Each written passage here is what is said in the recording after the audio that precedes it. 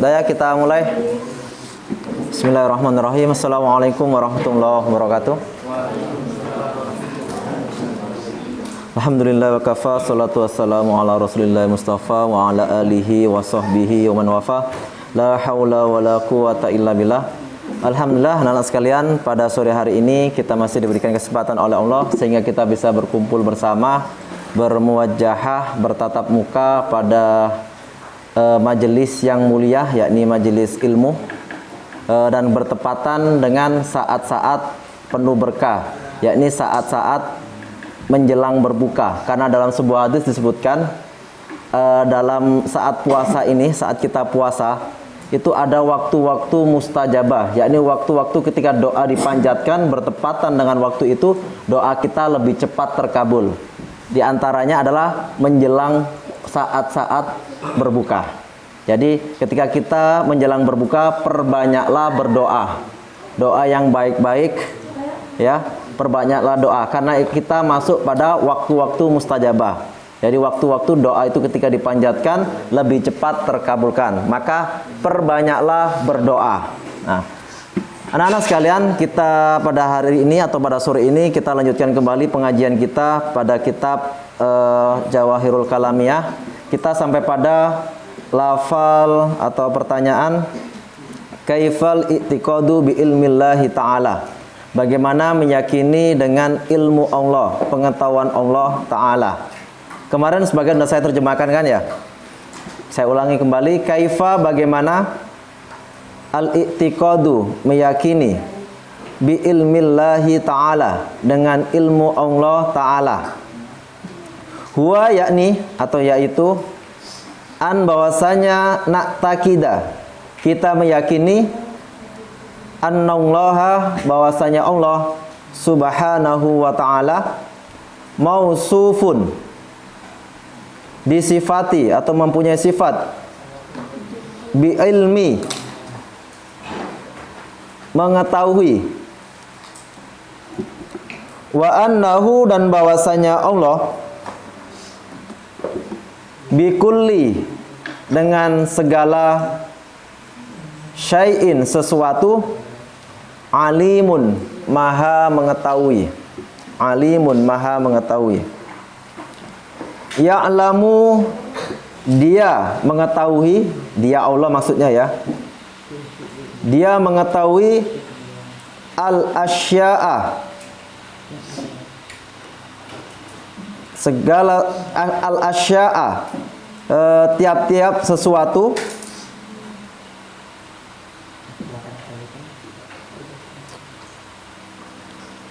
kullaha semuanya,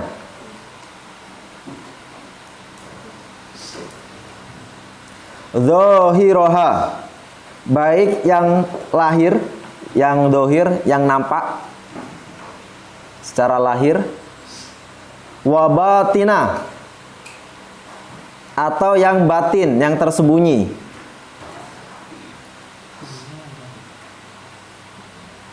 wa ya'lamu dan dia mengetahui adada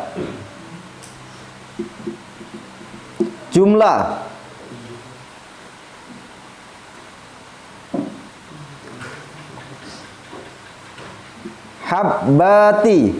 habbatir romali, butiran-butiran pasir.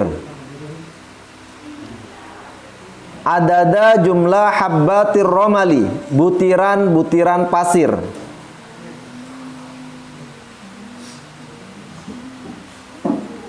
Wa adada dan jumlah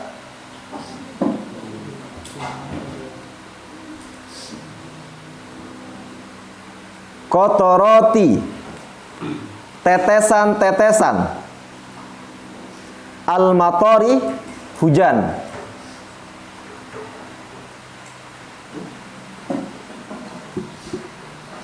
wa auraki dan daun-daun, wa auraki dan daun-daun, asyajari pepohonan, wa ya'lamu dan dia mengetahui, yakni dia Allah, as-sirra, rahasia,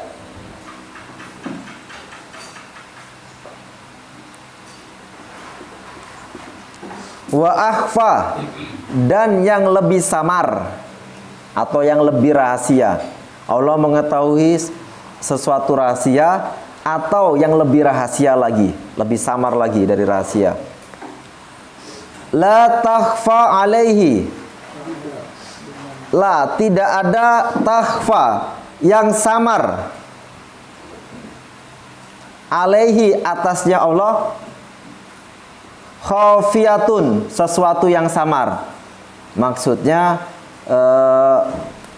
semuanya tampak jelas. Jadi segala sesuatu semuanya tampak jelas, tampak terang benderang, dan Allah mengetahui semuanya. Yang dimaksud dengan la takfa alaihi khafiyan, tidak ada yang samar atasnya, khafiyatun, sesuatu yang samar, artinya terang benderang, jelas semuanya. Tidak ada yang tertutupi atau yang tersembunyi bagi Allah. Wa ilmuhu, dan pengetahuannya atau ilmunya, pengetahuannya Allah itu atau ilmunya Allah itu, laisa, bukan,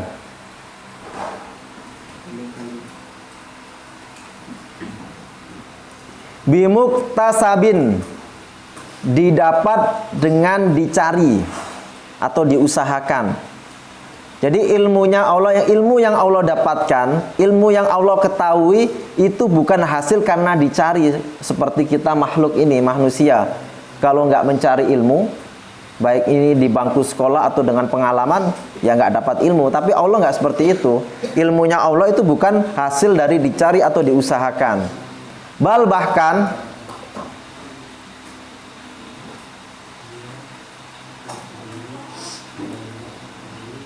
ya'lamu, dia mengetahui,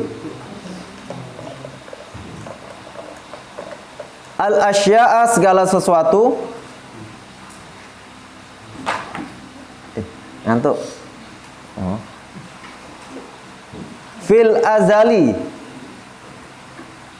pada zaman azali atau masa azali. Masa azali itu perlu mungkin dikasih keterangan. Zaman azali itu zaman sebelum segala sesuatu alam semesta ini diciptakan. Jadi sebelum alam semesta ini diciptakan, itu zaman azali ya.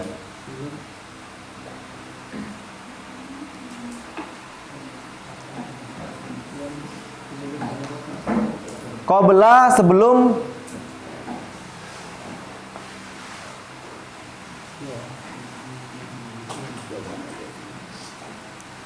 wujudiha, diciptakannya segala sesuatu. Jadi sebelum segala sesuatu itu diciptakan, yakni di masa azali, Allah itu udah tahu ya. Nah, ini yang dimaksud dengan ilmu Allah, pengetahuan Allah. Yakni kita yakin Allah Maha mengetahui itu semuanya, terhadap segala sesuatu Allah itu mengetahui, apapun itu. Baik yang nampak secara terang-terangan ataupun yang tersembunyi, bagi Allah itu jelas semuanya, nggak ada yang tersembunyi.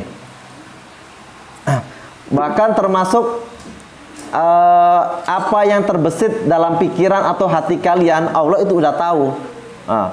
Bahkan lebih detail lagi di sini dijelaskan, Allah itu bahkan mengetahui jumlah butiran butiran pasir.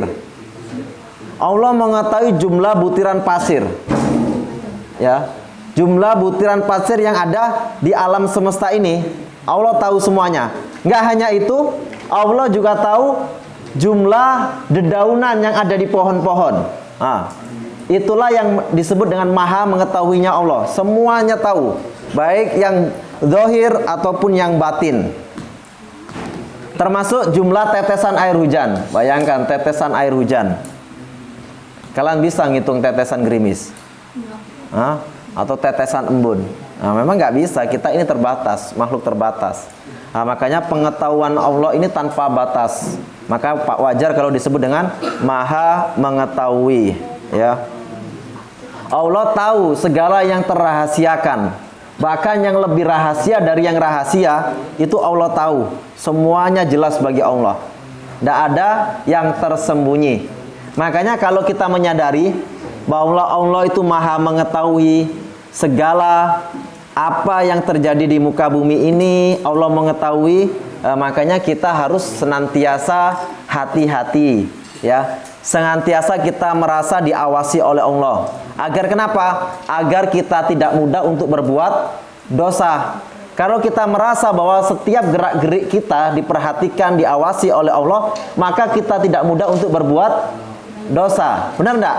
Contoh paling gampang, seandainya di setiap ruangan kalian ada CCTV, kira-kira kalian bebas nggak melakukan aktivitas? Kenapa? Karena merasa diawasi. Ya, walaupun pengawasan CCTV itu sangat terbatas. Bisa kalian tutup, ya kan? Selesai, kalian tutup kain.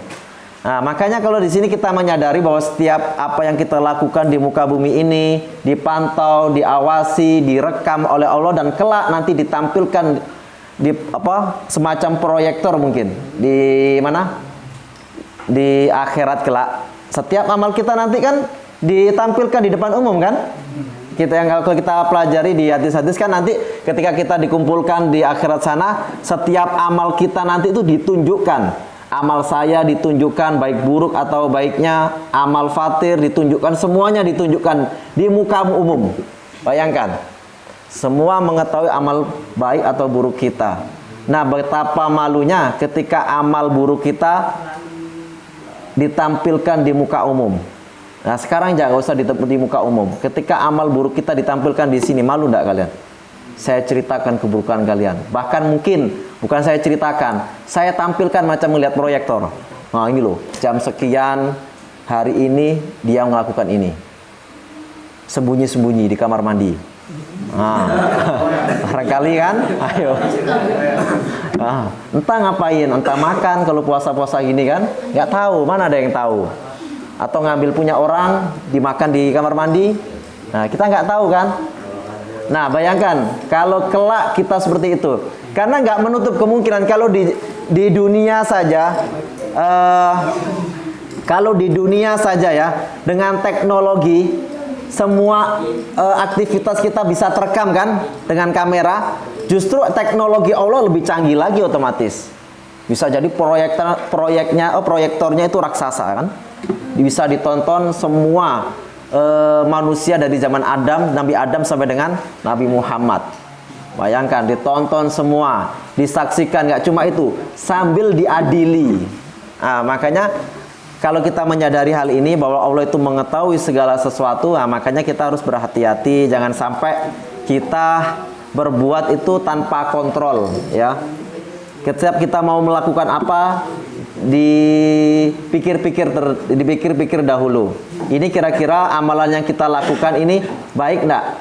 Amalan kita lakukan ini ketika ditampilkan kelihatan orang baik enggak? Malu enggak kita? Makanya kalau dalam sebuah hadis disebut gini, dosa itu mahaka fi nafsika wa karihta ayat toli'a alaihin nas. Jadi dosa itu apa? Mahaka fi nafsika, apa yang membuat dalam dirimu itu ragu, bikin ragu-ragu, cemas. Nah, wa karihta ayat toli'a alaihin nas, dan malu ketika kelihatan orang. Itu dosa. Pertama, bikin hati ini ragu, bimbang. Kedua, malu ketika kelihatan orang. Ini dosa, kata Rasulullah. Dosa itu seperti itu sifatnya. Benar enggak? Benar. Iya kan? Pasti benar, karena yang menyabdakan Rasulullah, yang ngomong Rasulullah. Nah, makanya kalau kalian ragu-ragu, terus malu ketika kelihatan orang lain, nah itu berarti dosa. Nah, kembali ke sini. Wa ilmuhu laisa bi muktasabin. Dan pengetahuan Allah ini bukan didapat karena seperti kita dicari, diusahakan. Awalnya bodoh jadi paham, bukan seperti itu. Bal ya'lamul asya'a fil azali qabla wujudiha. Semua pengetahuan Allah ini udah Allah ketahui sejak segala sesuatu itu belum diciptakan, karena memang Allah Maha mengetahui. Nah, sampai di sini ada yang ketinggalan atau ditanyakan? Sudah cukup ya, bahwa Allah Maha mengetahui. Pengetahuan Allah itu udah sejak zaman azali, dari zaman sebelum segala sesuatu itu diciptakan, termasuk alam semesta ini. Ya, semua tahu, bahkan judulnya Fatih pun tahu. Siapa? Iya, jangankan judulnya Fatih, Fatih pernah berak di mana pun tahu. Ya, segala sesuatu tahu. Ya, makanya hati-hati. Nah. Lanjut, kaifa, bagaimana?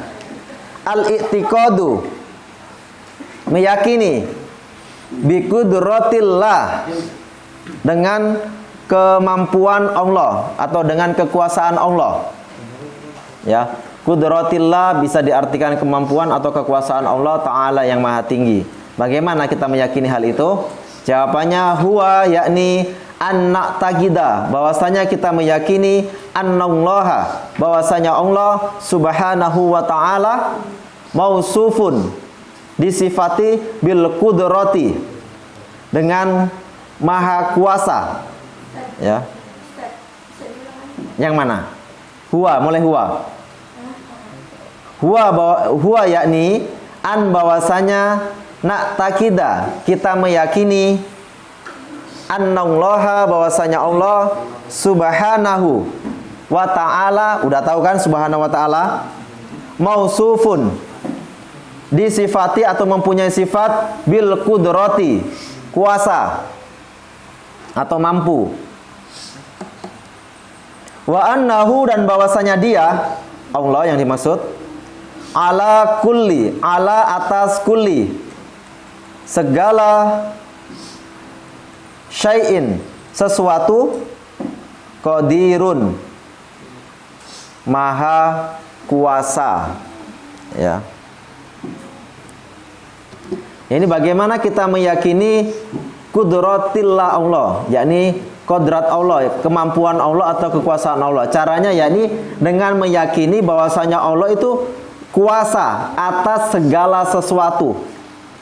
Atas segala kuasa sesuatu itu Allah kuasa. Apalagi cuma menciptakan alam semesta, Allah kuasa.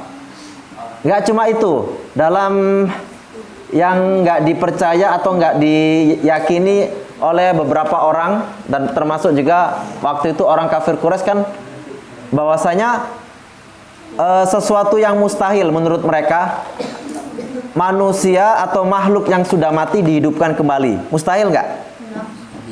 Hah? Mustahil bagi kita, ya kan?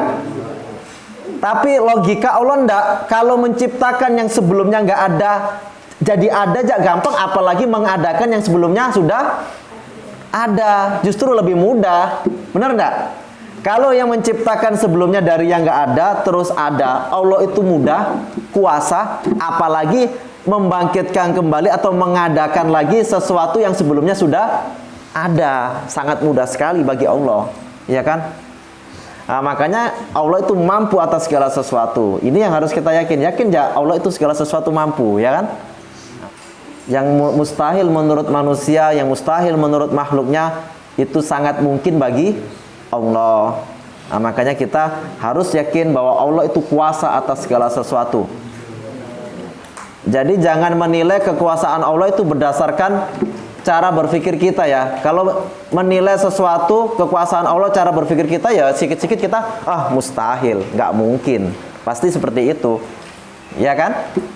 Bagaimana mungkin Allah numbuhkan sesuatu yang berwarna-warni dengan bibit atau benih yang warnanya hitam, ya kan? Coba bunga itu, benihnya warnanya apa? Bijinya. Biji bunga itu warnanya apa? Ada satu warna aja kan? Masa warna-warni? Kalau coklat mungkin coklat semua, hitam-hitam semua. Tapi bagaimana kok bisa menumbuhkan tanaman dan juga akhirnya keluar bunga yang bermacam-macam berwarna-warni? Nah, itulah kekuasaan Allah. Allah Maha Kuasa atas segala sesuatu. Nah, kita lanjutkan. Kaifa, bagaimana? Al-i'tiqadu, meyakini bi iradatillahi ta'ala, dengan iradah, kehendak Iroda itu artinya kehendak ya. Kehendak Allah Ta'ala. Bagaimana kita meyakini kehendak Allah Ta'ala? Huwa yakni anna takida, bahwasanya kita meyakini annallaha, bahwasanya Allah subhanahu wa ta'ala mausufun, mempunyai sifat bil iradah, yakni berkehendak,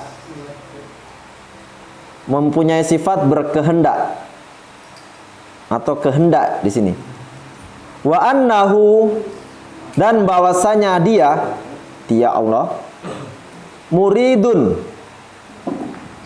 berkehendak, bahwasanya Allah itu berkehendak, yang punya kehendak. La yaqa'u, tidak akan terjadi. La yaqa'u, tidak akan terjadi. Syai'un, sesuatu pun,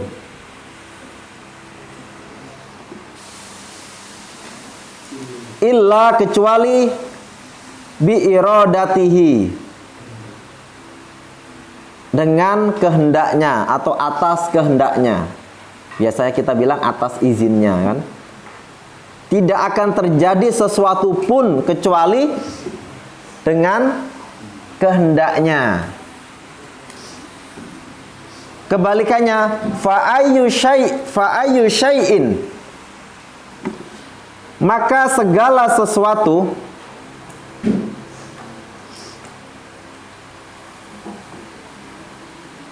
aradahu, yang dia kehendaki,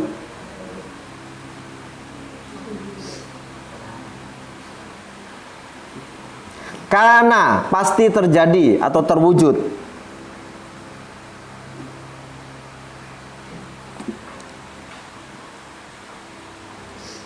Wa ayyu syai'in, dan segala sesuatu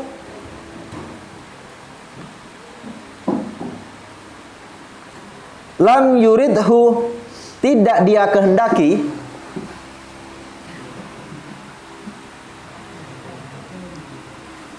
fa innahu, maka sesungguhnya sesuatu itu la yumkin, tidak mungkin,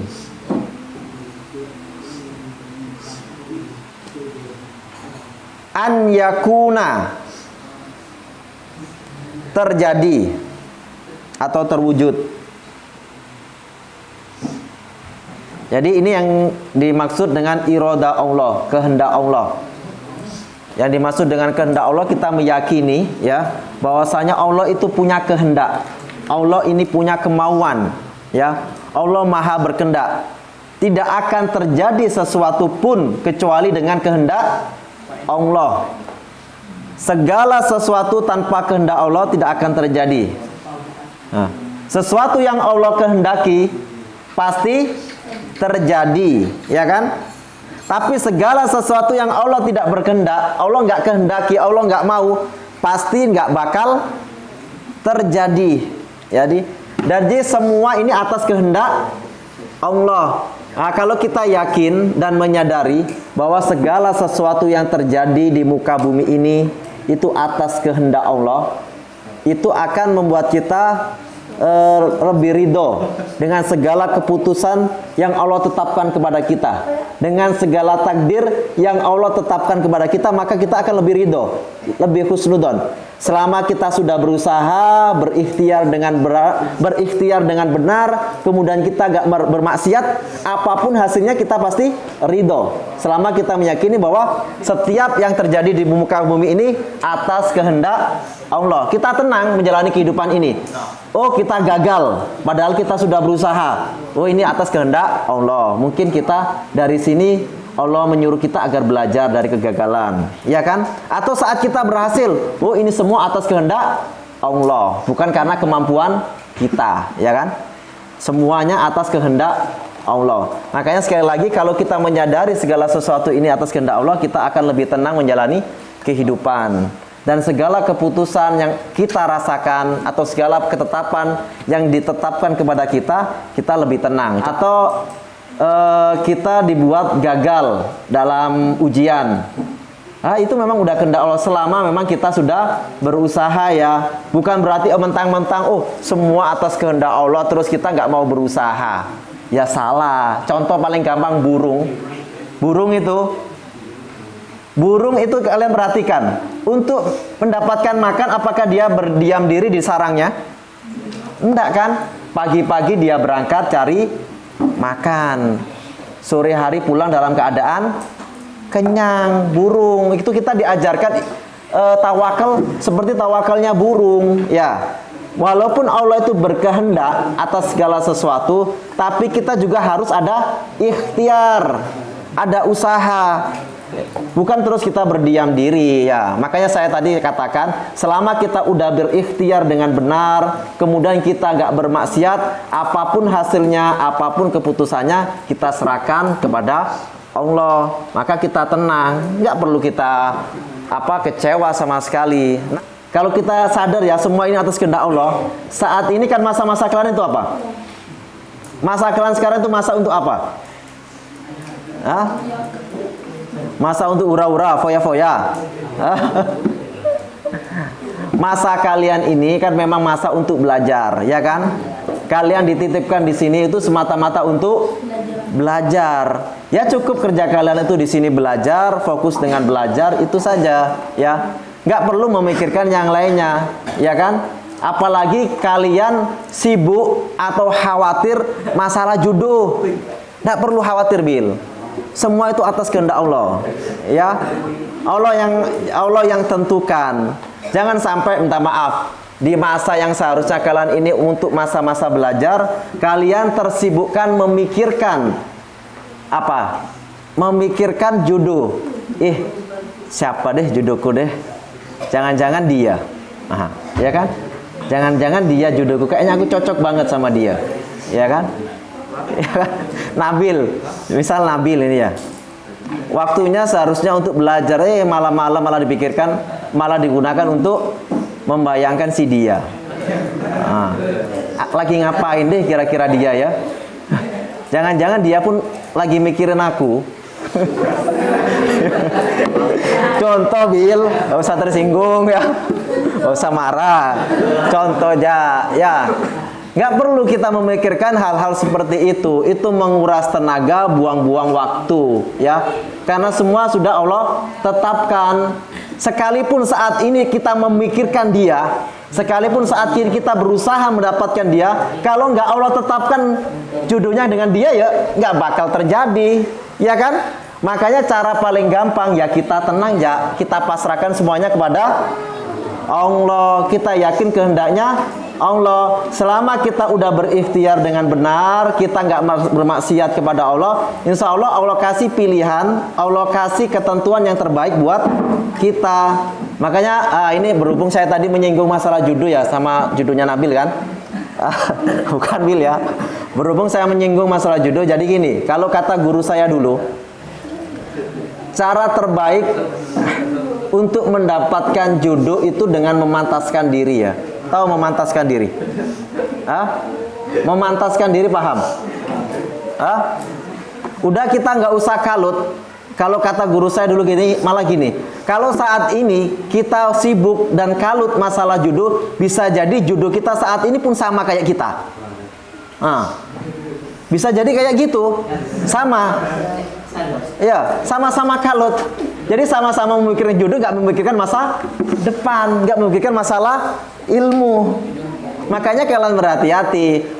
Masa-masa kalian itu, kalau kalian mau menjemput jodoh terbaik, ya gunakan untuk sesuatu yang terbaik.